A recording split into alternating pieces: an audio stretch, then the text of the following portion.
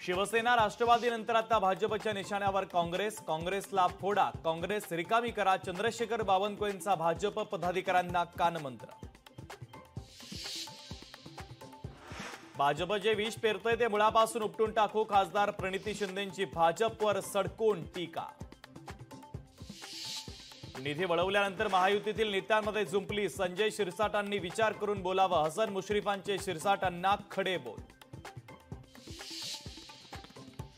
पुरंदरमधील विमानतळासाठी होणाऱ्या सर्वेक्षणाला स्थानिकांचा विरोध, सर्वेक्षण तुर्तास थांबवल्याची चंद्रशेखर बावनकुळेंची माहिती।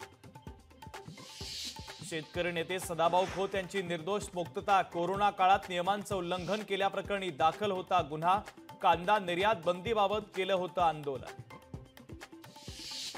सिंधुदुर्गच्या दोडामार्गमधील अनधिकृत मदरशावर बुलडोझर, कारवाईत अवैध हत्यारं जप्त, 2 संशयित पोलिसांच्या ताब्यात।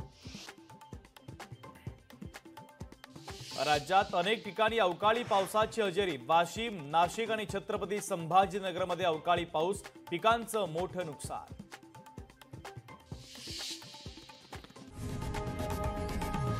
लोकशाही मराठी ऐका, पहा, जागरूक रहा।